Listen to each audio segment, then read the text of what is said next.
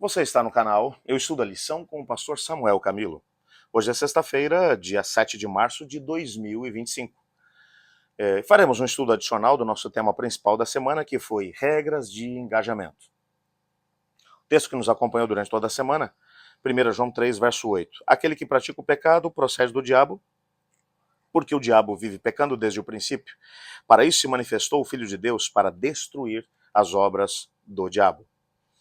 Para podermos compreender um pouco melhor a temática que analisamos durante toda essa semana, as limitações que Deus se impôs para poder lidar com o problema da rebelião no nosso planeta, essas regras de engajamento que servem tanto para Deus como também pelo inimigo de Deus. A gente não conhece todas elas, mas para podermos nos aprofundar um pouco mais nessa temática, há um texto de Ellen White, do livro Testemunhos para a Igreja, volume 1, na página 307, que a gente vai analisar daqui a pouquinho, e vai nos ajudar a entender alguns aspectos realmente interessantes dentro dessa mesma questão. Aguenta firme, que a gente já vai falar sobre isso.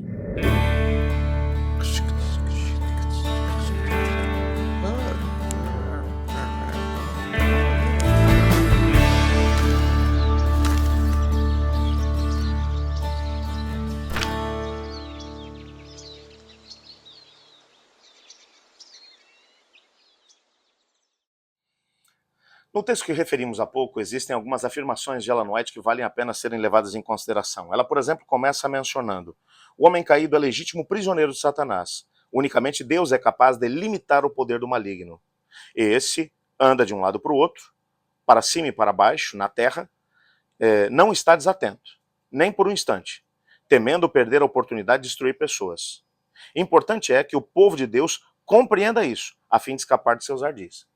Veja, o que ela está mencionando aqui? Satanás tem o seu poder enquanto príncipe desse mundo. Ele anda pelo nosso planeta de cima para baixo, de um lado para o outro, observando ele e os seus demônios, bem como cada um dos seus aliados. Já vimos durante essa semana que em determinados momentos ele se utiliza de poderes políticos, poderes religiosos, de pessoas que estão à nossa volta. Com que propósito? Nos afastar do caminho do Senhor. Então ele está olhando, ele está observando, tentando manter prisioneiros a ele cada um dos indivíduos que foram envolvidos na rebelião. E é importante que nós saibamos disso para podermos nos precaver. E o texto continua. Satanás está preparando seus enganos para que na última campanha contra o povo de Deus, eles não percebam que é ele. Enquanto algumas pessoas iludidas advogam a ideia de que ele não existe, ele está levando cativos e agindo grandemente por meio dessas pessoas. Melhor que o povo de Deus, Satanás sabe o poder que esse povo pode ter sobre ele quando fizerem de Cristo a sua força. Então, compreenda aqui esse aspecto. Ele conhece profecias, ele conhece a maneira de agir da parte de Deus, e ele também sabe que pouco tempo lhe resta. Então ele trabalha iludindo pessoas, usando pessoas à nossa volta. Às vezes ele utiliza pais, às vezes ele utiliza filhos, às vezes ele utiliza um marido, uma esposa. Com que propósito? Iludir as pessoas para que elas não compreendam que Deus deixou o poder necessário para que toda pessoa possa vencer os ardis de Satanás. Quando aqueles que servem ao Senhor se esquecem disso, eles são iludidos, enganados, vencidos. E o texto ainda continua. O texto vai dizer: quando o povo de Deus roga humildemente ao poderoso vencedor que o auxilie, o mais fraco dos crentes, na verdade, repousando firmemente em Cristo, pode com êxito repelir a Satanás e a todo o seu exército. Ei, escuta aqui aquilo que eu vou te dizer. Algumas pessoas dizem: eu não consigo, eu sou fraco demais, eu não posso. Claro, nenhum de nós tem poder suficiente para vencer as forças de Satanás. Até porque, quando você vai olhar para a Bíblia vai mencionar que nosso pai Adão e nossa mãe Eva foram criados perfeitos no jardim do Éden, um pouco menor do que os anjos. Agora, pensa nesse ser que era o mais exaltado de todos os anjos.